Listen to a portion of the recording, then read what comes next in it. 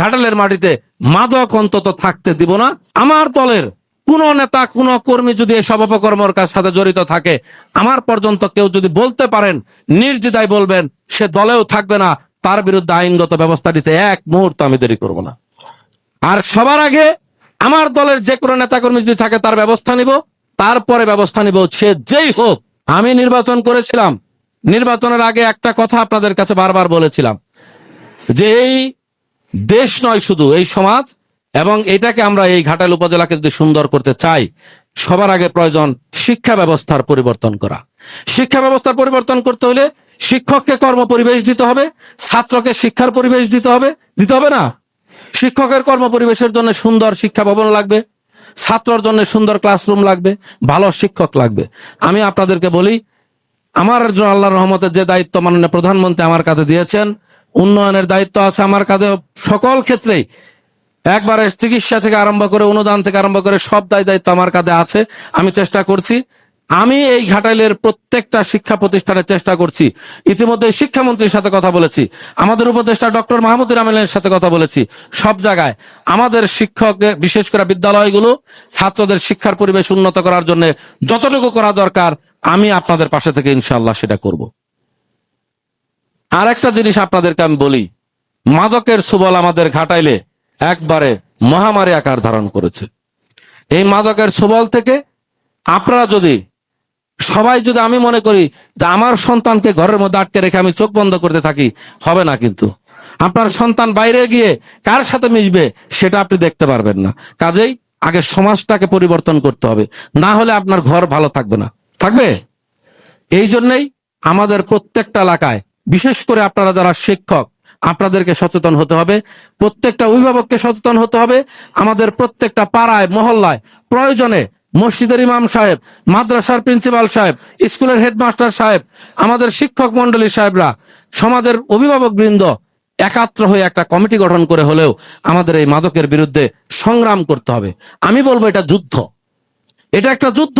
কারণ এই সমাজ, এই আমাদের এই জেনারেশন যদি ধ্বংস হয়ে যায়, আগামী দিনে এই সমাজ নষ্ট হবে, নেতৃত্ব থাকবে না। কয়জন পুলিশ আছে, কয়টা ইউনুস সাহেব কয়জন কি করবে? কিচ্ছু করার নাই।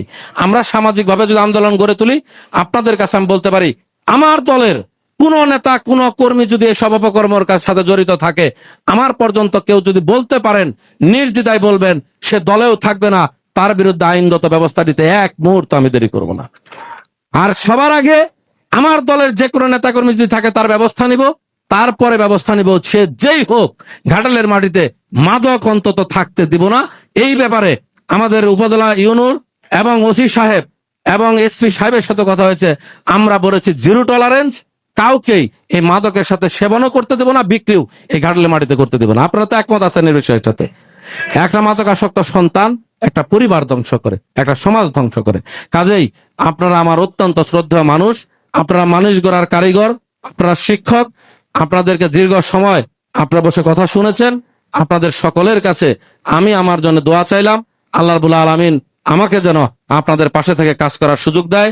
মাননীয় প্রধানমন্ত্রী আমাকে যে উন্নয়নের দায়িত্ব দিয়েছেন, মসজিদ, মাদ্রাসা, কবরস্থান, স্কুল, কলেজ, এই মন্দির, শ্মশান, মানুষের এই যে চিকিৎসার ব্যবস্থা করা, মানুষের এই যে বৃত্তির ব্যবস্থা করা, এই যে সকল কিছুর যে উন্নয়ন, যে দায়িত্ব মাননীয় প্রধানমন্ত্রী আমার কাছে দিয়েছেন, আমি যেন নিষ্ঠার সাথে সেই দায়িত্বটা পালন করতে পারি। এবং আপনারা শিক্ষক, আপনাদের কাছে আরেকটা জিনিস আমি বলে যাই, জেলা পরিষদের একটা বৃত্তি ছিল, আপনারা নিশ্চয় জানেন, সেটা দীর্ঘদিন সেই বৃত্তিটা হয় না। এই বছর আমি একটা বিশেষ বরাদ্দ, একটা বড় বরাদ্দ জেলা পরিষদ বৃত্তির জন্য করব। আপনাদের শিক্ষার্থীদেরকে আপনারা প্রস্তুত করবেন এবং সেই বৃত্তি এমন একটা অর্থনৈতিক ব্যবস্থা করব, আমার বিশ্বাস একটা ছাত্র অন্তত 1 বছর তার পড়ালেখার সামগ্রী ওই বৃত্তির টাকাতে করতে পারবে। এবং সর্বোচ্চ সংখ্যক যতজন ছাত্র ছাত্রীকে সেই বৃত্তি দিতে পারি, সেই ব্যবস্থাপনা আমি তৈরি করার চেষ্টা করছি। আর আমি আশা করি যে আমি যেহেতু জেলা প্রশাসক, পরিষদের প্রশাসক, টাঙ্গাইল জেলার সকলেই বৃত্তি পরীক্ষা দিবে, সেখানে অন্তত আমার ঘাটাইল থানার সবচাইতে বেশি বৃত্তি পায়, তাহলে অন্তত আমার মুখটা উজ্জ্বল হবে, নাকি? তো সকলেই ভালো থাকবেন। আপনাদের সকলকে আবারও আমি অভিনন্দন জানাইলাম। আর যারা এই ভোটে পরাজিত হয়েছেন তাদের কাছে আমার আহ্বান থাকবে যে এটা জয় পরাজয় কোনো বিষয় নয়, শিক্ষকদের নেতৃত্ব দেওয়ার বিষয় আপনারা যারা নেতৃত্বে ছিলেন, আপনারা এই নবনির্বাচিত নেতৃবৃন্দের পাশে থেকে তাদেরকে সহযোগিতা করবেন, তাদের ভুল ত্রুটি ধরাইয়া দিবেন এবং নবনির্বাচিত আপনাদেরকে বলে অনুরোধ করব যে আপনারা তাদের সাথে কথা বলবেন, তাদের যথাযোগ্য সম্মান মর্যাদা দিয়ে আপনাদের সাথে নিয়ে কাজ করবেন, স্বচ্ছতার সাথে কাজ করবেন, সততার সাথে কাজ করবেন। আমি সকল সময় আপনাদের পাশে থাকবো। সবাই ভালো থাকবেন, সুন্দর থাকবেন। আসসালামু আলাইকুম ওয়া রাহমাতুল্লাহি ওয়া বারাকাতুহু।